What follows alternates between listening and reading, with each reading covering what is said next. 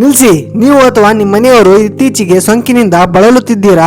ವೈದ್ಯರು ನಿಮಗೆ ಅಗುಪೆನ್ 625 ಮಾತ್ರೆಯನ್ನು ಬರೆದು ಕೊಟ್ಟಿದ್ದಾರಾ? ಹಾಗಾದ್ರೆ ಈ ವಿಡಿಯೋ ನಿಮಗಾಗಿ. ಏಕೆಂದ್ರೆ ಅರ್ಧಂಬರ್ಧ ಮಾಹಿತಿ ಅಪಾಯಕಾರಿ. ಏನಿದು ಅಗುಪೆನ್ 625? ಇದು ಕೇವಲ ಒಂದು ಮಾತ್ರೆ ಅಲ್ಲ, ಇದು ಬ್ಯಾಕ್ಟೀರಿಯಾಗಳ ಪಾಲಿನ ಸಿಂಹ ಸ್ವಪ್ನ. ಇದರಲ್ಲಿರುವ ಅಮೋಕ್ಸಿಲಿನ್ ಬ್ಯಾಕ್ಟೀರಿಯಾಗಳನ್ನು ಬೇರಿಸುವುದರಿಂದ ಕಿತ್ತೇಸಿದರೆ ಕ್ಲಾವಿನೋಲ್ ಆಸಿಡ್ ಈ ಬ್ಯಾಕ್ಟೀರಿಯಾಗಳು ಮರಳಿ ಬರದಂತೆ ತಡೆಯುತ್ತದೆ. ಮಾರುಕಟ್ಟೆಯಲ್ಲಿ ಇದೇ ಶಕ್ತಿಯುಳ್ಳ ಬೇರೆ ಬೇರೆ ಮಾತ್ರೆಗಳು ಲಭ್ಯವಿವೆ.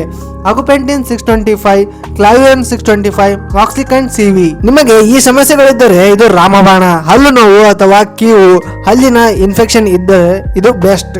ಗಂಟಲು ಕೆರೆತ ಅಥವಾ ಕೆಮ್ಮು, ಶ್ವಾಸಕೋಶದ ಸೋಂಕನ್ನು ಇದು ಬೇಗ ಗುಣಪಡಿಸುತ್ತದೆ.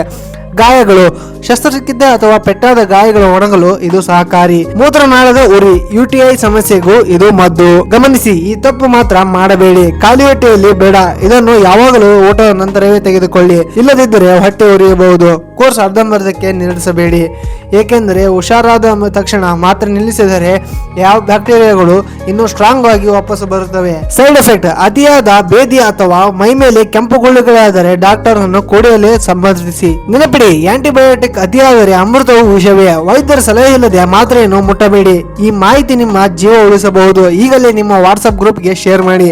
ಇಂತಹ ಅದ್ಭುತ ಮಾಹಿತಿಗಾಗಿ ಈ ಕೂಡಲೇ ಸಬ್ಸ್ಕ್ರೈಬ್ ಬಟನ್ ಪ್ರೆಸ್ ಮಾಡಿ.